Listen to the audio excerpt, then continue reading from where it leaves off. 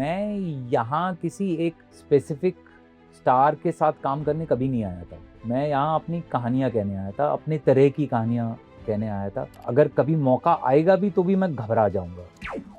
Sir, आपकी जो यात्रा रही है, आपने जहाँ से शुरुआत किया, आप एक कॉर्पोरेट लाइफ में थे, फिर आप मुंबई आते हो, छोटे अवसर मिलते हैं, वो करते-करते आज आप नेटफ्लिक्स तक पहुँच चुके हो।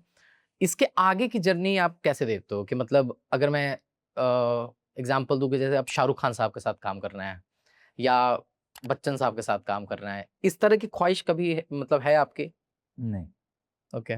नहीं, मैं कभी भी नहीं थी और इसलिए मैंने कोशिश भी नहीं करी उस तरह का हुँ। काम करने की क्योंकि मैं यहाँ किसी एक स्पेसिफिक स्टार के साथ काम करने कभी नहीं आया था।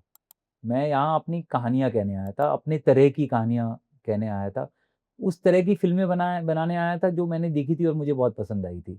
तो ये मेरा फ़ैसिनेशन कभी भी नहीं रहा है। इनफैक्ट अ, अगर कभी मौका आएगा भी तो भी मैं घबरा जाऊँगा क्यों क्योंकि घबराएँगे आप सर?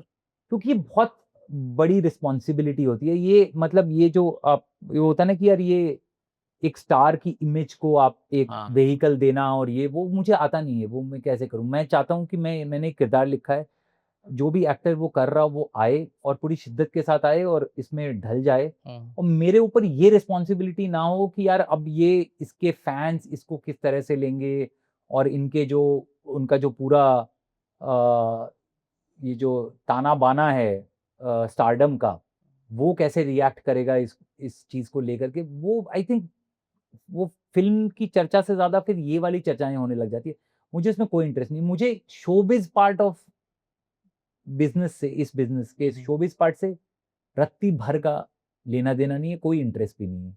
कौन-सी फ़िल्म कितने करोड़ बॉक्स ऑफिस पे कर रही है और कौन-सा स्टार क्या कर रहा है और कौन-सी बड़ी फ़िल्म बन रही है, मुझे बिल्कुल भी इंटरेस्ट नहीं है। कोई अगर अच्छी फ़िल्म लगेगी मैं जाके देखूँगा हुँ। और चुपचाप अपना काम करता रहूँगा। मेरी तो गोइंग फॉरवर्ड भी मेरी यही वो है कि यार लोग मुझे छोड़ दें और जो मैं कर रहा हूँ मुझे करने दें। हुँ। ज़्यादा टोके नहीं। ज़्यादा ये मत बोलें कि ये करो, वो करो। चुपचाप मुझे थोड़े बहुत पैसे दे दें जो मैं अपने जिससे मैं अपना अगला शो बना सकूँ या अगली फ़िल्म बना सकूँ, बस। यही मेरा एम्बिशन है till the time I can do it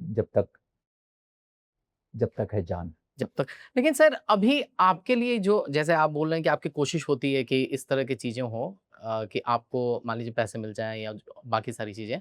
इतना काम करने के बाद क्योंकि ओटीटी पे जब आप पाताल लोक या कोहरा जैसा काम कर लेते हो, क्या अभी भी आपको अपनी बात रखने के लिए मेहनत करनी पड़ती है या अब वो चीज़ें आसान हो गई हैं? नहीं, नहीं, बिल्कुल।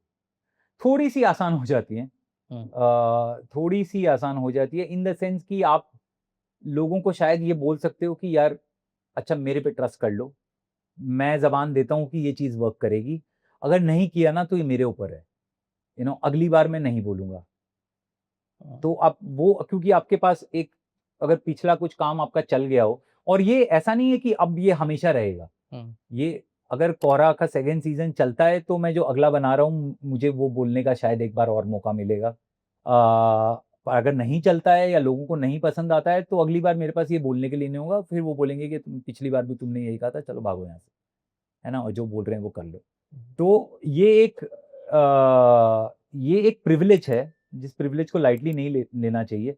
बट ये प्रिविलेज एक ऑनगोइंग प्रोसेस है, ऑनगोइंग नेगोशिएशन है स्ट्रक्चर्स ऑफ पावर के साथ में कि हाँ, आप you are as good as your last your word. Last work. Thank you for watching this full clip और मैं आपसे वादा करता हूँ कि इसका फुल पॉडकास्ट भी देख के आपको काफ़ी मज़ा आने वाला है।